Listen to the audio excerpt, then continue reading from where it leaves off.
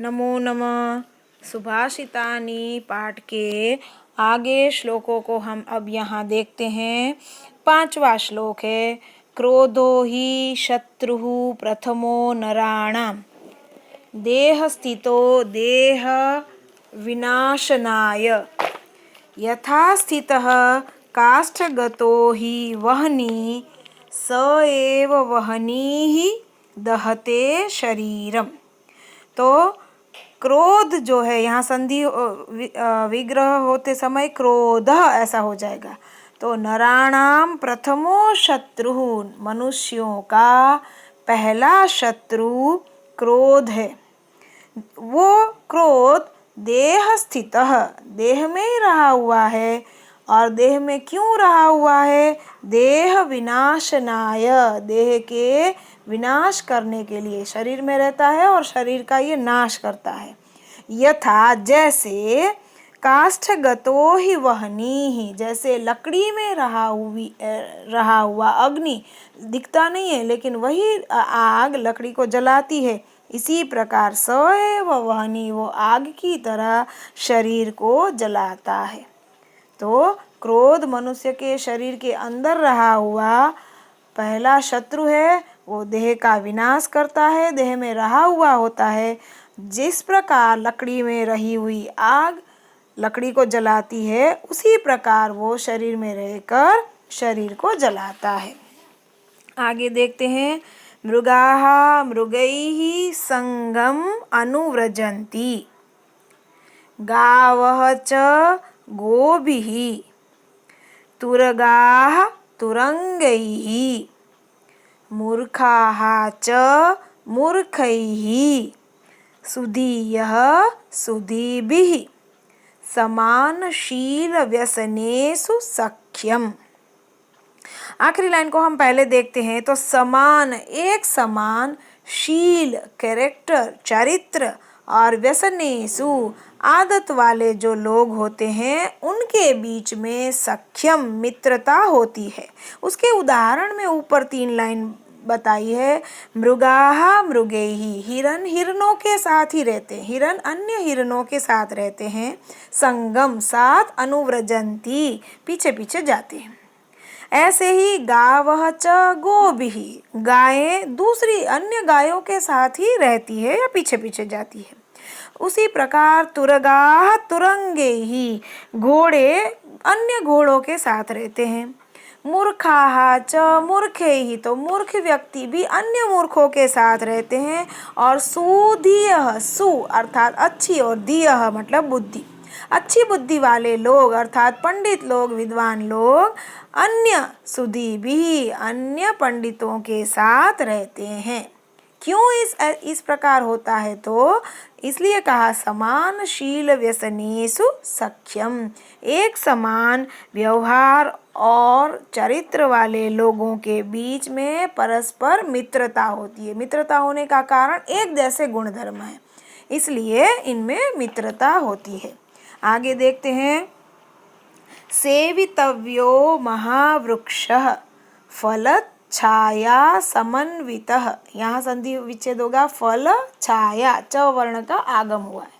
सेवितव्यो महावृक्षः, बहुत बड़े वृक्ष की सेवा करनी चाहिए या उसका आश्रय लेना चाहिए। हमें हमेशा बड़े वृक्ष के पास रहना चाहिए। वो पेड़ कैसा होना चाहिए? तो फल और छाया के साथ होना चाहिए। फल छाया समन्वित, फल और छाया के साथ के बड़े महान वृक्ष का आश्रय लेना चाहिए।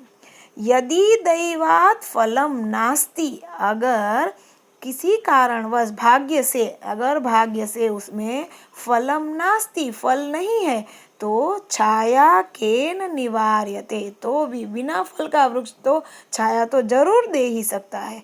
अर्थात ये वृक्ष जो है ये परोपकार करने में इतने डूबे हुए हैं कि उसके पास फल नहीं है तो छाया देंगे, नहीं तो फल और छाया दोनों देंगे, लेकिन अन्य का भला ही करते हैं। इसी प्रकार हम आगे अगला श्लोक देखते हैं। अमंत्रम अक्षरम न अस्ति, न अस्ति मूलम अनौषधम अयोग्यः पुरुषः न अस्ति योजकः तत्र दुर्लभः। कोई भी अक्षर ऐसा नहीं है जो मंत्र से रहित हो, मतलब हर अक्षर जो है वो मंत्र की तरह सिद्ध हो सकता है, तो मंत्र से रहित कोई अक्षर नहीं होता। फिर कोई भी मूल, कोई भी जड़ी बूटी ऐसी नहीं है जिसका किसी औषधि में उपयोग न हो, तो कोई भी जड़ ऐसी नहीं है जिसका औषधि में उपयोग ना होता हो। और अयोग्यः पुरुषः नास्ति, कोई भी पुरुष अयोग्य नहीं है। योग्यता वाले ही हर एक व्यक्ति के पास किसी न किसी काम की योग्यता होती है, लेकिन यहाँ क्या है कमी तो बताइए। योजकः तत्र दुर्लभः, उस बात को जोड़ने वाला ही दुर्लभ होता है, उसकी विशेषता को जानने वाली व्यक्ति ये कठिनाई से प्राप्त होती है, वो दुर्लभ होती है।